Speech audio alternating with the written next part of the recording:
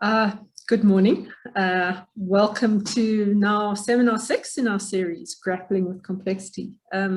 So for some of you who might have joined us for the first time, the main aim of the seminar is actually to make complexity thinking much more prominent in our academic discourses, and with the hope that this is going to kind of light startup sparks in unpredictable ways, spaces outside of the seminar. So I think we're going to find that every presentation generates a sense that the topic warrants this ongoing conversation. And I'm certain that this is going to be true with today's topic on complexity, ethics, and character development. That's huge. It's presented by Prof. Kosheek Sewchurrun. Prof. Sewchurrun is the director of the Executive MBA at University of Cape Town's Graduate School of Business. And for me, at least, it's really exciting to see that practical philosophy forms such an integral part of his vision for the training of executives. So remember, practical in philosophy brings together the terms existential and ethical. And for me, as a fellow lover of indigenous plants, I was very taken and intrigued with his choice of the bush tickberry as a symbol for his work. So welcome, Kosheek. I'm very much looking forward to your presentation, and over to you. Thank you. Thank you, Andrea. And it's a pleasure to be here to contribute to our, I think this is your 5th session. And I think it's a lovely idea to convene scholars around the idea of how we're grappling to include more complexity. So I hope today I build on the work the speakers gone before me have put in, and and I hope we have a way of connecting our disciplines as well, because they share a fundamental basic core, which I hope will become evident as I share this talk with you. And also want to thank everybody for attending, and I hope this does trigger trigger some insights and leaves you struck with a few realizations. So I'm going to share my screen to begin with. So Andrea's convened scholars around the topic grappling with complexity, and I'm offering a conversation about a particular perspective of grappling with complexity.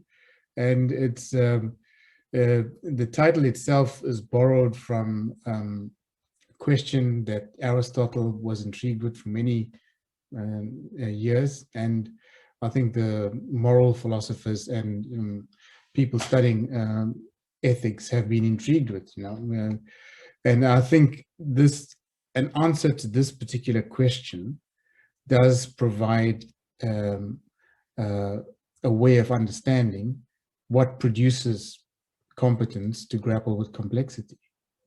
Because the grappling with the human life to steward it and steer it towards excellence is a very complex undertaking. It's when you start to see that from the world of Aristotle and other philosophers like Martin Heidegger, that the world is largely produced from inside.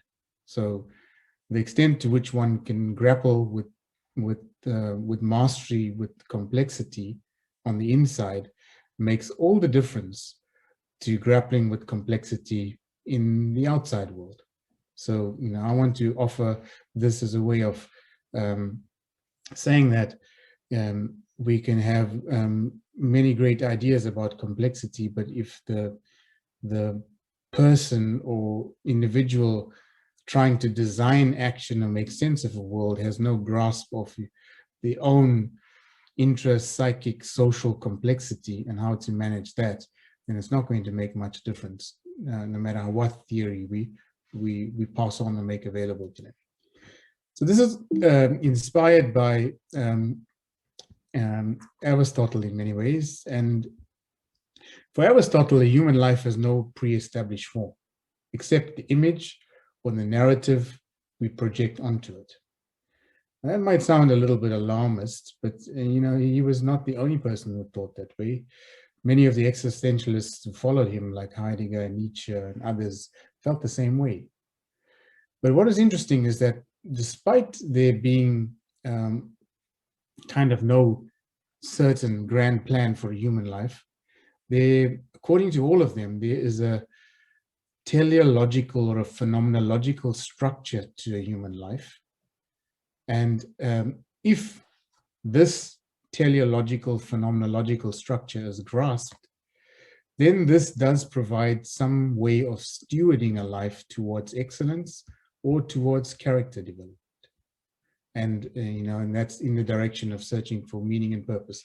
So the core thesis of Aristotle, and then which was later taken on by Heidegger and others, was that we have to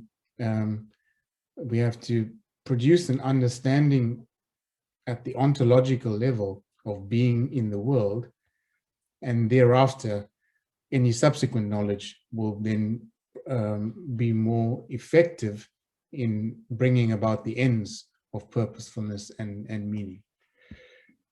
And more recently, we found this being a persistent theme in management and leadership scholars.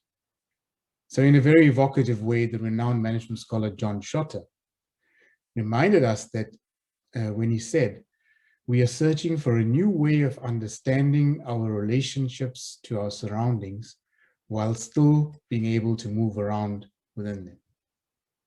So he was trying to identify a way of knowing and a way of being that brings us closer to our lived experience. And he was kind of highlighting that we have lost our course on the way towards this, and we need to rediscover it. And that's really part of the sub-conversation I want to have with you. So if you want to look at the whole conversation I've sketched out for this morning, is that first I want to connect my conversation to the talk Andrea gave us last week, and build on the speakers that went before me, because I am building to some extent on what they've been trying to make us aware of. But secondly, I want to offer more categorization discontents to set the foundation for my talk. So that's building on the 5 Andrea talked about last week. And thirdly, I want to highlight how these categorization discontents are playing out in the fields of strategy and leadership, trying to show how the scholars are grappling with complexifying theorizing.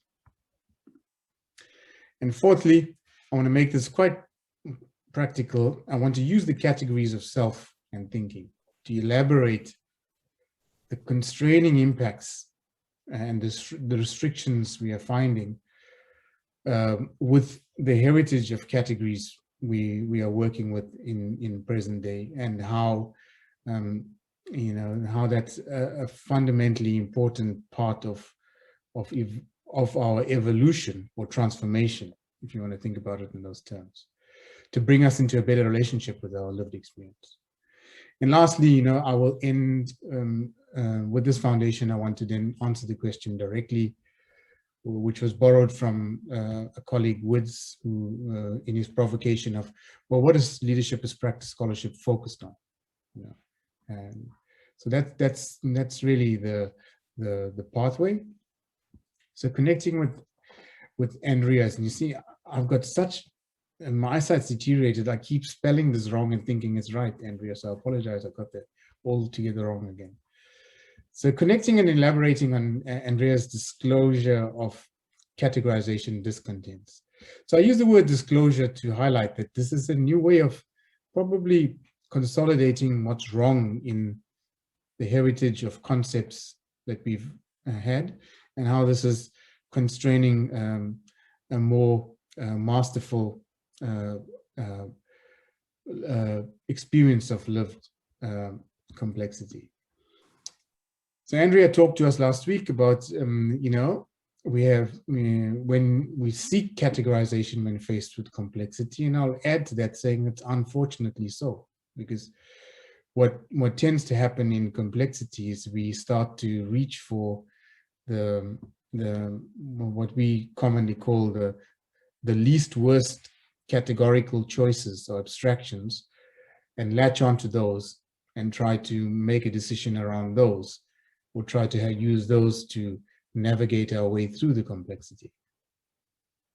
So our legacy of categories predisposes us in this kind of choice making, and we use the data that's most easily available to us. So we have a literature on cognitive biases, which people in sales and marketing have used quite effectively. But for the rest of us, I think it highlights that what we tend to think of as the mind is less a window than it is a filter. We have these ongoing predispositions to choices that is working, and I will say that there's also the perspective that this has been working to help us live lives more effectively, make life simpler. Not everything has to be a well-considered, explicit choice-making process.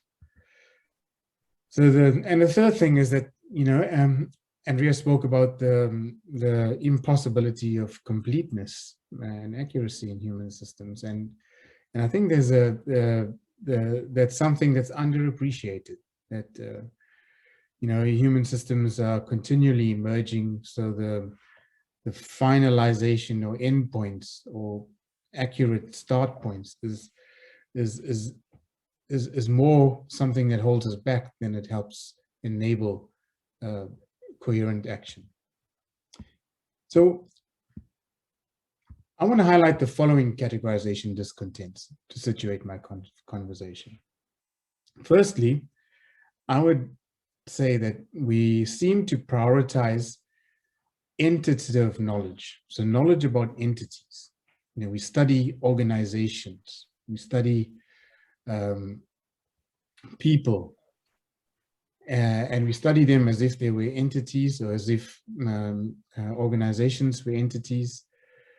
And we neglect in this the processual knowledge, that organizations are continually evolving and emerging, and human beings and the selves are continually evolving and changing as well. So we have acquired a heritage of privileging entitative knowledge at the expense of processual knowledge. So simply put, we're trying to study things as fixed, whilst everything around us is moving and evolving.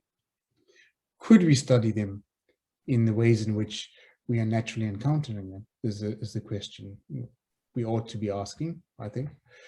And secondly, we have an end-state final choice or answer anxiety that obliges us to overemphasize, the sequencing of thinking and then doing, privileging the linearity of a process of thinking with clarity, with detachment, with precision, and then following that with doing.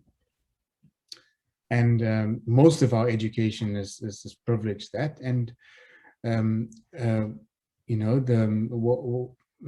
that is hardly true if you think about the complexity of the entanglement we all find ourselves in, and the impossibility of extracting ourselves from this mundane, everyday entanglement that we face.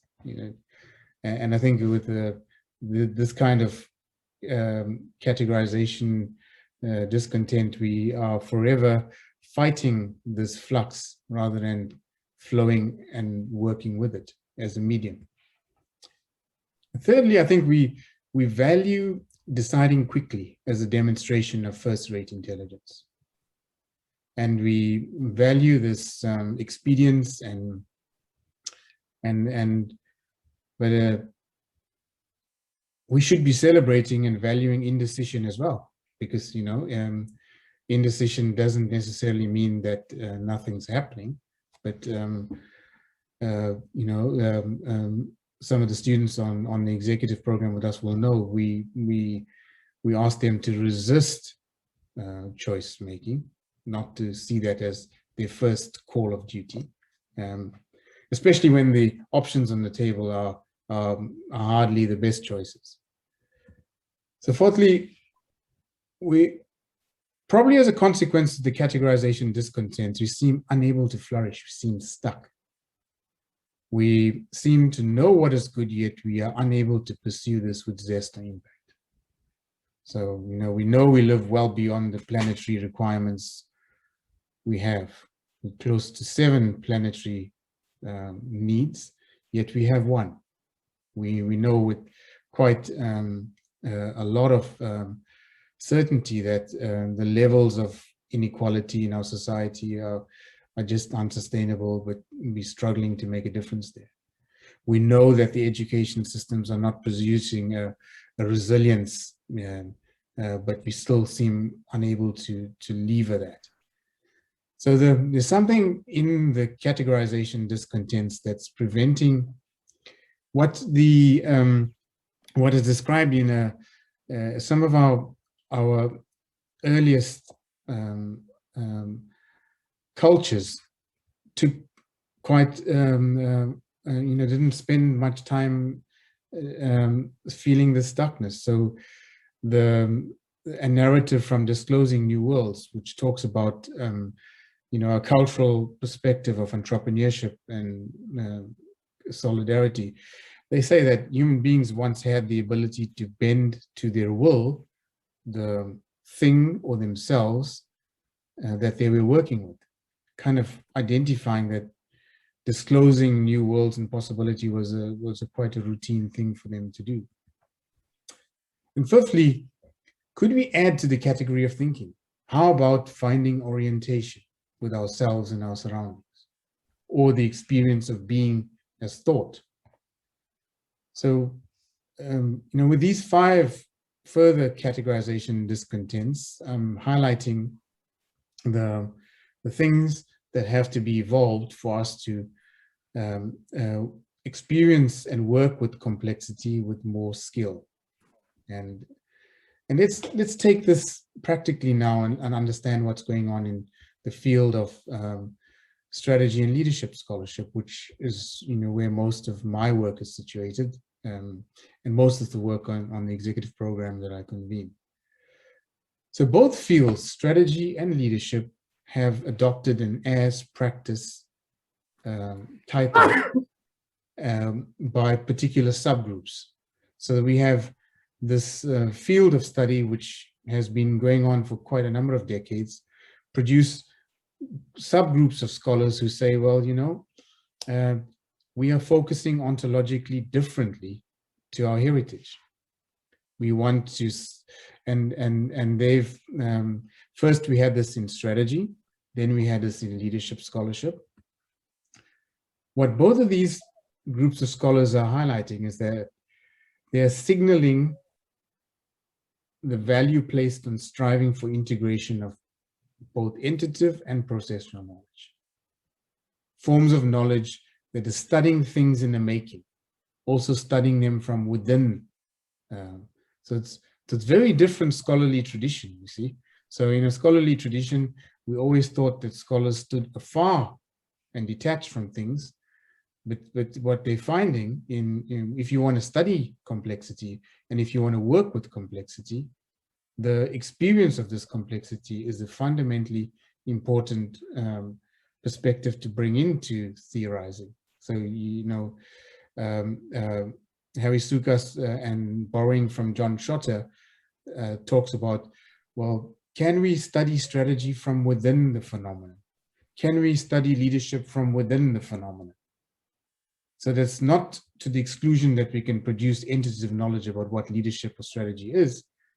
It's arguing for an integration between studying them as both entity and process.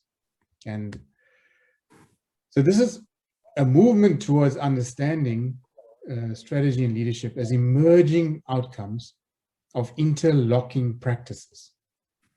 Interlocking practices are really intersubjective realities, like this intersubjective space we're sharing here with,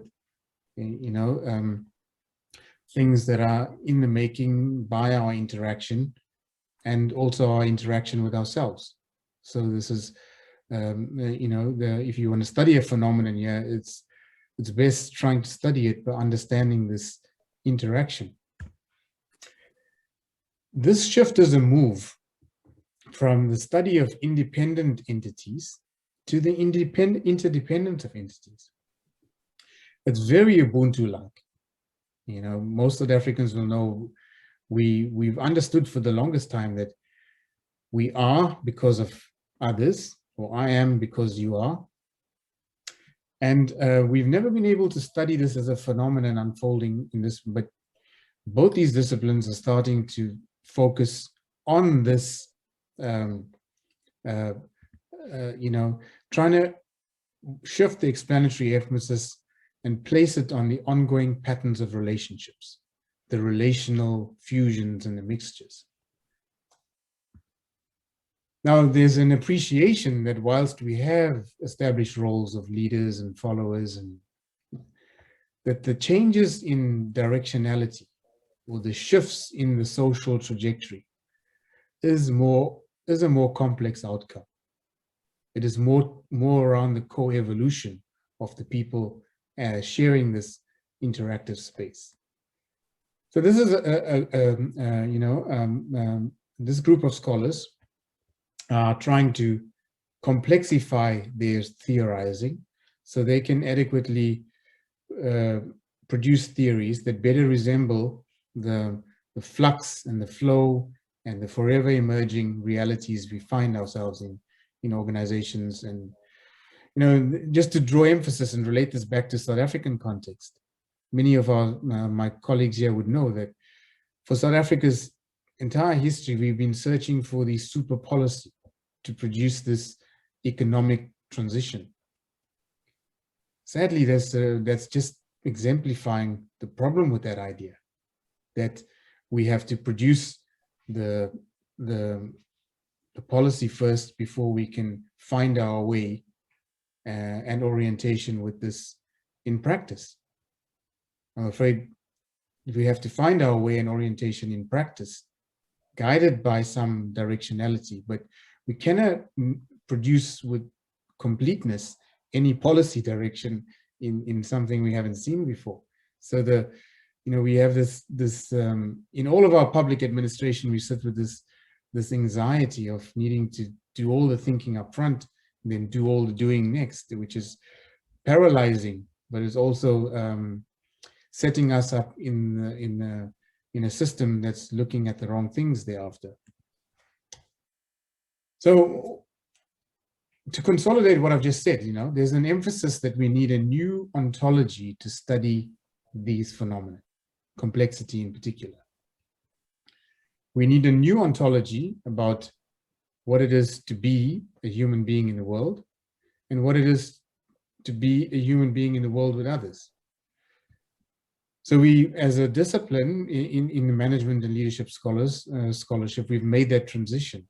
But there's a problem that I've identified together with some of my colleagues, that can we, however, readily assume that this level of practice and process virtues, if you want to think about this ability to grapple with complexity, is it a naturally developed or simply a case of being a knowledge gap? I think what we've discovered thus far is that to produce this ontological presence in the world is not merely a knowledge gap. It can't be filled only as a result of providing new knowledge. If we go back to Aristotle's argument, when he talked about intellectual virtues, he talked about episteme, techne, and then phronesis on the one hand. And phronesis is this ability to do the value rationality kind of leveraging the indecision between choices to produce new categories. And that is a process that's not necessarily a knowledge gap. That is a discovery gap. So we can't necessarily produce this ontological presence in the world unless we produce scholars well capable of demonstrating this kind of frenetic ability in practice. So it's a subject of a paper that I'm busy with at the moment, but it's highlighting that, whilst we've made progress with identifying what lens of the world we need, we haven't made sufficient progress in understanding that this is not a readily available competence. We need to develop a way to get people to experience the world with this level of granularity. Now, let's hone in to what I mean by this, right? So part of the argument is that to grasp complexity, one has to complexify their understanding of what's going on in lived reality, in momentary existence. And to acquire a new grasp of this, they need to re-establish established categories of the world, self, thinking, and being. These need enlargement. And borrowing again from Andrea's point from last week, is that we have a heritage of concepts working in the background. Part of them is this Cartesian duality, which we've embedded in a lot of our thinking, where we've assumed that there's this external physical world, and we need to produce knowledge that guides our proper relationship with this world. So there's this, this is partly where our linearity in assuming that you do all the thinking up front and then all the doing. And proper thinking is to call up the appropriate knowledge to recalibrate oneself to work with the world. So so René Descartes was going against what the early Greeks had established. The pre-Socratics talked about things in flux, things forever becoming. They were very much complexity theorists. They were very much process theorists as well. And then, Plato, Aristotle, and Socrates worked also with the same reality, but they became more focused on, what is it to produce excellence in a human being, given this complexity that we have to live with. And so they worked with the self that was more fluid. So they understood very well that the conception of what we consider the self is something that is needing to be reconstituted and recalibrated on an ongoing basis if we are building good character, if we are evolving our ethical and moral character. So, so if you take the Descartesian view, the Descartesian view would suggest that to be good moral citizens, we need to be given the moral guidelines, and then we merely apply them as we go on with life, choosing appropriately about how to act with good ethics and values. If you take the Aristotelian view and more of the pragmatist philosophers' views, their views are more likely like this. They're saying, well, in the everyday experience of being a human being, there's a transition through states of being consciously competent to being unconsciously competent, to experiencing all kinds of dissonance, anxiousness, nervousness, stressing, where there's a mind-body breakdown. There's a feeling of conscious incompetence, feelings of shame, disappointment, rejection, hurt, abandonment, thrownness, mental theater, and mood. So they understood very well that the complexity of a self in the world is very complex, and there's no stability with the self. The self has to be reconstituted on a daily basis if you want to. Andreas said in one of the earlier talks that dissonance leads to new insight or leads to new learning, and that's exactly the point Heidegger and others were making, is that we are one with the world when we are in flow with it. There is no separation between our embodiment of what we consider to be the world, that is our world of being a citizen in South Africa, our world of being this or that professional. The world, when there's dissonance, then there's a breakdown of that world. And then there's a way in which you can particularize that world in a subject-object relationship. But it isn't necessarily something that's pre-given and ready to hand, available for scrutiny on an ongoing basis. To acquire this ontology to work more skillfully with complexity, one needs to have an evolved sense of self, what is thinking, what is being. There has to be enlarged considerably.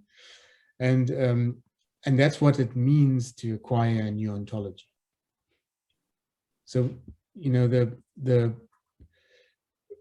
it is only a result of this complexification that the complexity of lived experience can be more fully appreciated and be harnessed towards useful knowledge. You see?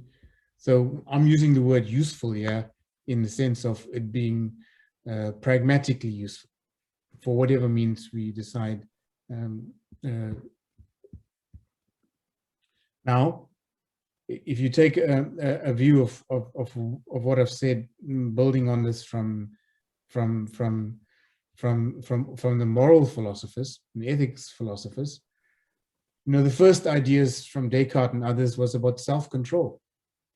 You use reason to order and control your lives, making choices, judgments, to change action and response.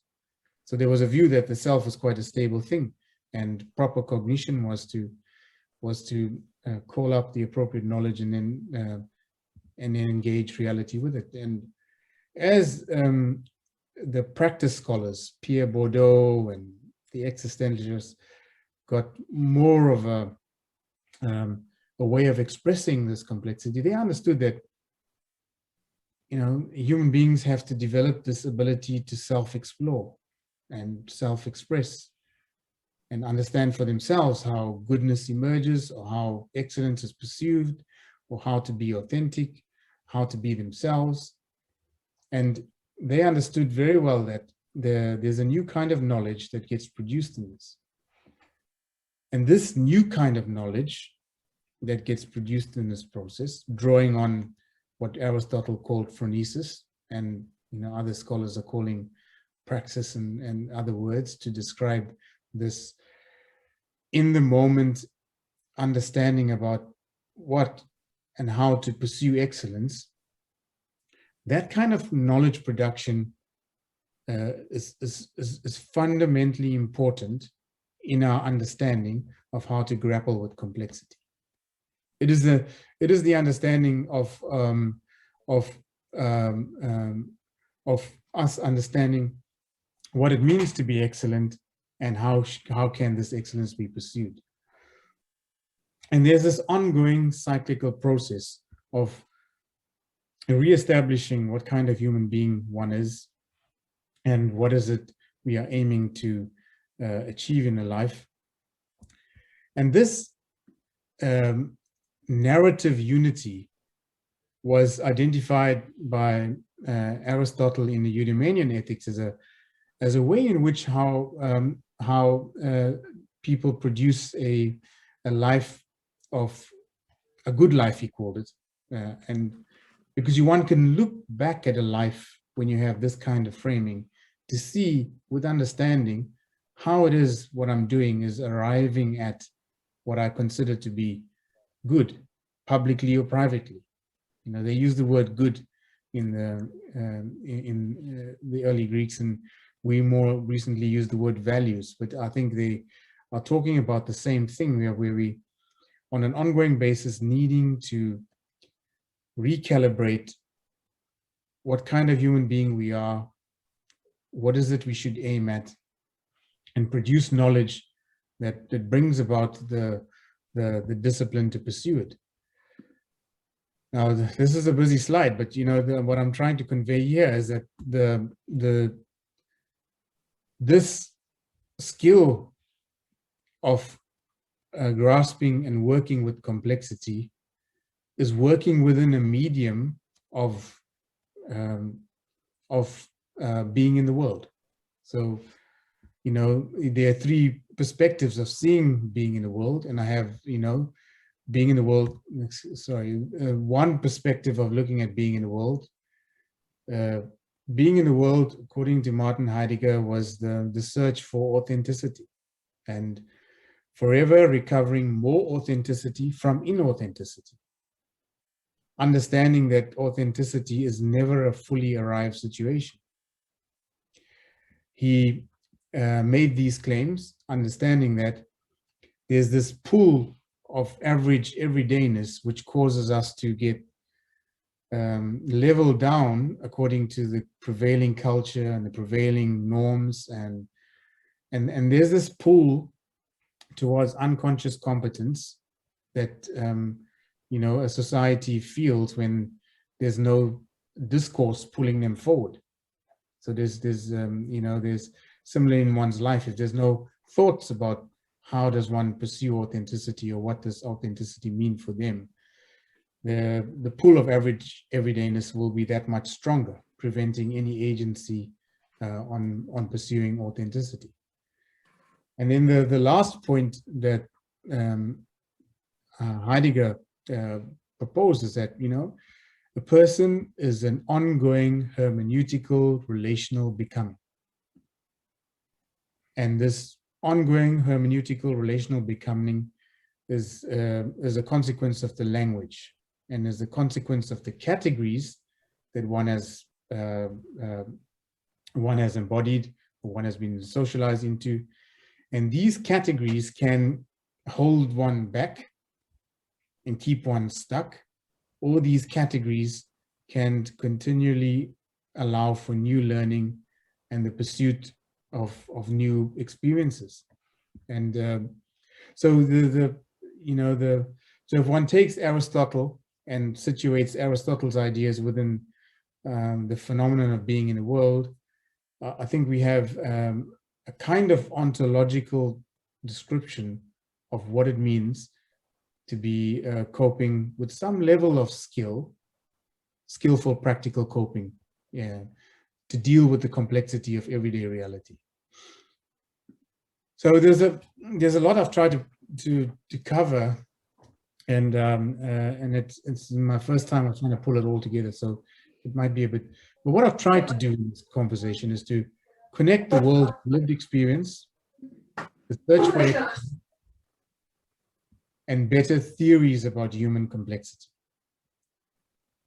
So I've tried to connect those three pursuits, and I'm trying to also elevate that the role of language and its importance, since it opens up exploration. Importantly, it offers ways to redefine ourselves, and you know, and very important to stand in relation to oneself to produce knowledge, because this is what I think Aristotle meant when he talked about the particularities that are so important in bringing about wisdom. You know, it's to do with the particularity of one's experience of oneself with others, and I'll end with my very fond of this bush tickberry natural fynbos, because it is in a continual process of evolution. It has no view of the kind of fynbos it is trying to be. It's not holding on to any image of itself in a particular way. It just continues to evolve. So the idea of producing skillful practice is to produce this kind of less stuckness, if it's a proper way to put it, but this kind of resilience where the categories we have allow us to embody this ongoing emerging flux. And I think I'll stop here, Andrea, and then we can have a conversation. Kosheek, thank you. That was enormously rich, very interesting, very exciting, lovely kind of, if I may just, you know, what is the word? Take my take advantage of the fact that I'm, you know, hosting this. But one of the things I found very exciting and very interesting was your kind of drawing of philosophers, Aristotle, Heidegger, into a discourse. I think that that's very exciting. One question I'd like to pose to you, and it would be the question of whether there is a paradigmatic break or shift between the kind of or the discursive domain within which those thinkers were thinking and complexity. I mean, I kind of think that there might well be that. It might be worth thinking about, because in a way that paradigm within which Aristotle and Heidegger even were working to some extent, at least early Heidegger, was contained within a belief that the world is a cosmos. So then in a way, complexity makes a fundamental discursive shift. So it'd be interesting to see what the differences are between Aristotle, phronesis being achieving the golden mean, or that kind of thing, and the kind of way in which one has to be in a complex environment, which is to learn to live with uncertainty and the impossibility of golden means. So that's something I'd love you to expand on if you can, but or certainly in further discourse, it would be interesting to see if there's a shift there. I don't know if you want to chat about that now or to address some of the questions in the chat session. I could start with that, and thank you for that. And then I could, if somebody helps me with the questions in the chat, then I'll do that. Yes. So that's a very interesting point you raise about the golden mean, and I think if you think about how Aristotle was thinking about complexity, he was suggesting that there's an indeterminate number of possibilities of defining choices between excess and deficiency. And the act of producing more precise definitions about how to pursue ethics in this context for this human being is the very act of producing precise knowledge. It is knowledge that will produce obedience or motivation to act. So he saw that as a way our working with complexity needs a continual disclosure of new concepts and a continual disclosure of new categories to allow us to make sense and to particularize that world. So he sort of highlighted that when one does this on an ongoing basis, you can't help but realize that you are changing the kind of human being you are striving to be by reestablishing what is important to strive for and who the person is that you're trying to be.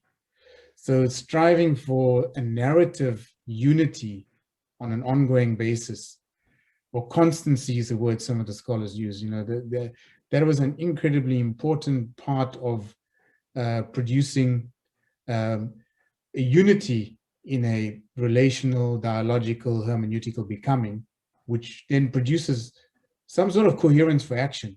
So I don't know if I've completely answered it. It's definitely worth thinking about, because terms like unity, coherence, meaning would all belong, I think, to a much earlier paradigm of order.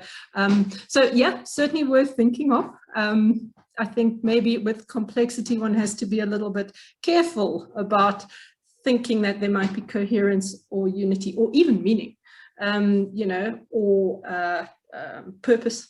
All of those terms become incredibly problematic, I think, but only problematic, not discarded. So yeah, it's a very, very interesting take on how to act in this world. But what I would very much like to do now, okay, is perhaps move to the chat, and I'll just go through it as they come up. And I will, as I have mentioned, I'll post the chat sessions also onto the YouTube videos so that if we don't get through all of the questions, then at least Kosheek has the has the chat there with him, and he can look at it and perhaps respond to people individually or get ideas for how to fill out his, shall we say, new text. Looks like it's going to have to be a book and not just a paper. It's huge. But okay, so Athol is asking us a slightly cryptic question. Are we free to be in this world? So how does your discourse, I imagine, speak to the idea of freedom? I think we are thrown into the world. We are thrown into the world, and we are relationally entangled. So freedom is relative to that. And I think I don't think at least I don't subscribe to the view that we have totally free agency that's not relationally constrained. Okay, and then another question related to existential being, I guess, from Julio, and that is, what do we mean by being in the world? I guess, to be what? To be whom? When you, I imagine, it's also a slightly cryptic question. He says it seems to be circular, this notion of being ourselves, maybe free to be ourselves. I'm not sure if it's responding to that previous question. I think it's related, and thank you for that, Julia. I think we seldom consider this. Remember the existentialists highlighted that after the Enlightenment era, where the world is made up already, and there's this grand path to arrive at morality and grand path to arrive at a particular role in society. The reality of us being thrown into the world and needing to self-define who it is we're trying to be and why we are trying to be that is a fundamentally important part of at least the leadership development scholarship. There can be no sustained character development without answering for oneself what you're trying to be, for whom, and it is circular, as I said, Julia. It is, we've assumed that the self is a stable thing, but the self needs ongoing reconstitution. When we look at the executive coaching world, to produce a coherence about oneself is a search, and an ongoing search, and probably one that's more sustained as you develop for yourself an understanding of who you are. Thank you. I see the questions are coming in thick and fast, but I really would like to give other voices a hearing. So, Jean, would you like to chat to your question yourself? Okay. Kosheek, thank you. That was brilliant. Really interesting, and it raised a number of kind of thoughts in my head. But one of them was, and it's a really genuine question for me, is this issue of kind of goodness, purpose, meaning, for the individual. Some people feel that there's a kind of, in a sense, an innate goodness in people that we need to uncover. We need to uncover, but that we are a bit like Jung talked about. We're kind of pulled towards individuation and transformation and becoming, if we choose, the best we can be. And I kind of waver between this feeling of is it something we choose? Do we cultivate that? Does it emerge in us because we choose it, or is it more that we're uncovering it? If that makes sense, is it there already and we uncover it, or do we co-create it? Does it emerge? And I just wondered how you saw that. Thanks, Jean. I mean, there's many ways of trying to approach, but the idea that a human life has no pre-established image. Has got support from many. I mean, you only have to look at your own lives, to be honest, to clarify that connection. And the extent to which one superimposes an image and a narration onto that, and works dialectically with that, and the feeling of, does this resonate as being true? Does this resonate? Does uncover the more innate kind of, if you ask the biologists, they will tell you that they've got a special word, genetically predisposed to certain choices, and and you can evolve that through such a process, I think. And so there's definitely something, there's nurture and there's nature, and I think you're definitely trying to nurture and bring out one's truest, most genuine self, in my own view, at least. Thanks. Ethel, would you like to respond to Kosheek about freedom? I see that you're asking about freedom and goodness. Are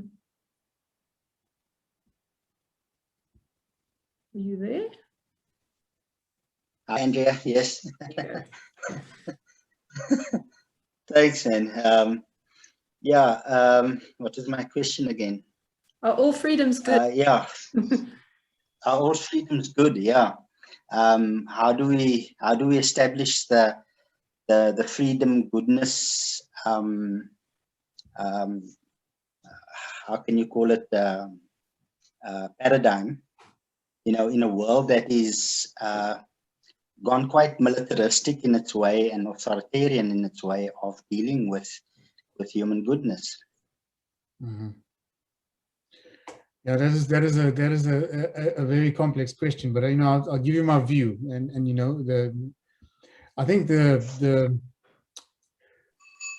view, and there's a view from colleagues teaching ethics on our program, that in all our search for economic development, we don't realize that economic development only really results if there's first human development, then there's social development, then we might or might not get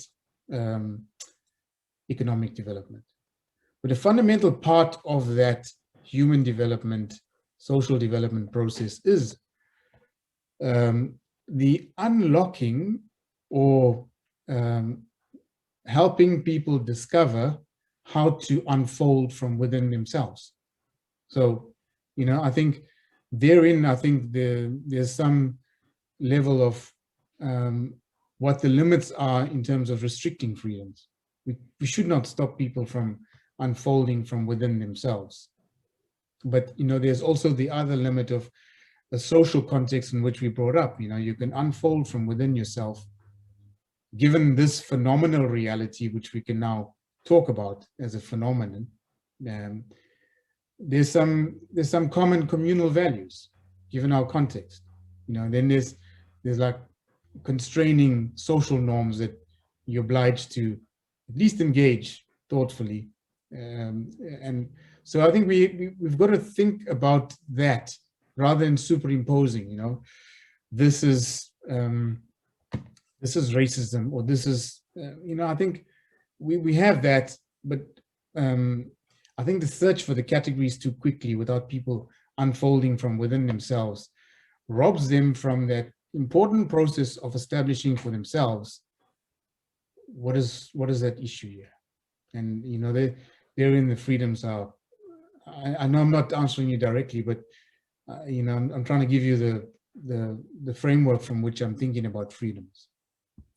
Thanks. I think it also then actually connects with Aaron's question, which I'm just going to summarize as a question, I think, concerning the viability of the openness that you're talking about as far as leadership goes, and an inherent, shall we say, conservativeness in popular culture that might not let you do that kind of stuff. Aaron, I'm not sure if that's a good summary. Perhaps you could speak very quickly to your question. Yeah, thanks. And thanks, Kosheek. Always very interesting to read them. And always leaves me with more questions than answers, really. So the question is as we be trying to become more enlightened or more sort of attuned to ourselves and build ourselves individually, part of what I see developing is this massive populism that you're free to express yourself as long as it's aligned to what's popularly agreed. So, you know, being individual seems much harder, and finding this route to yourself seems much harder, other than in your head. Yeah. No, I hear that, Aaron. Yeah, it's a good question. From looking at it from how I've experienced it, is one develops a sense of freedom with the more secure, with more understanding about what it is you are, what it is you're trying to be, and seeing the populist culture relatively, and you know, that's the level of freedom within it. But I agree with you that we've stopped, people don't value this leveraging of the tension of unfolding from within themselves anymore in the popular culture. And that's part of what's not allowing for the human development to unfold from within themselves. Another quick question here from Julio, related, I think, to this question of purpose. Is there an innate drive to find purpose in humans, or what is cultivated? I think that's kind of interesting. It's a question that's always on my mind. Why should there be purpose? Is there any? You know, are we just this speck in a universe floating along, and we happened like a virus and we're going to die, and so what? So it's an interesting question. No, it absolutely is, and I think that's highly relevant. So the view from Aristotle and from Heidegger is that we are hardwired to search for purpose as human beings. We are hardwired to live a life of excellence, performance, artistic creation. We're hardwired to search for that. It's how do we bring about it? You know, it's like in a complex emergence. You know, you could be all over the place, or you could have some directionality, and you could have some trajectory. So the narrative unity I talked about is about how do we allow for this purposeful emergence to happen, that it leads to some understanding. This is a life of purposefulness. You know, so to simply say, there's definitely belief that we have a teleological structure or a phenomenological structure, that human beings are purpose-oriented organisms. Okay, interesting. Yes. We're heading towards ending our time, so I kind of I apologize for jumping over a large part of the conversation in the chat, just to get another new voice into the conversation, and that's Duarte. I really don't know if I'm pronouncing your name right there, but do you want to speak to your question about self-deceit? I think that's a very interesting concept. Are you there? Were you with us? Duarte. I could answer in his absence, okay. Andrea. So the self-deceit is where you are kind of subduing what you are purposefully oriented towards doing, or what you think is good for yourself, and you superimpose. So there's a view from the that we have a social psychological defense mechanism. No matter where you come from in the world, or however well or poor your childhood rearing is, you end up with these things. They kind of protect you from emotional or physical harm, and they make you re-narrate things to protect you from harm. So you subdue the reality of something, or you you only see some parts of it and not all of it necessarily. So we have this, they don't call it self-deceiving, of course, they call it your social psychological defense mechanism. And that's an important part of unraveling if you want to unlock, we talk about it in the executive coaching or leadership literature, if you want to unlock more of the character development process. So I hope that answers it. Yes, yes. And it's an excellent note, bang on 12 o'clock, to thank you gratefully for an absolutely wonderful presentation. So many thoughts, so many questions. There's, as I said, I think you can elaborate this into a book that we'd all love to read. So it's been wonderful to have you chat to us. And yes, thank you very much for that. I'll just say we will take a break for next week, and then our next we'll start up the series again the week after that on May the 14th, with a whole lineup of I think equally exciting presentations. So yes, thank you all for being here, and lovely to see you. Very nice if you could just quickly stick on your video, say goodbye before you sign out. And yes, thank you very much. Thank you, Kosheek, again. It was wonderful. Thanks, Andrea. It's been a pleasure to be a part of this. Thanks.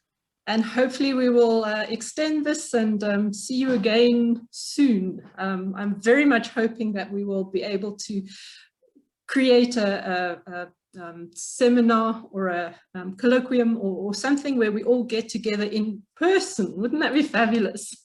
We actually see each other, sit around a table, talk about complexity. It would be fabulous. It would be lovely. We'll keep in touch. Yeah, Great. thanks. Thanks so much. Bye, guys. Cheers. Okay, I'm going to sign out now.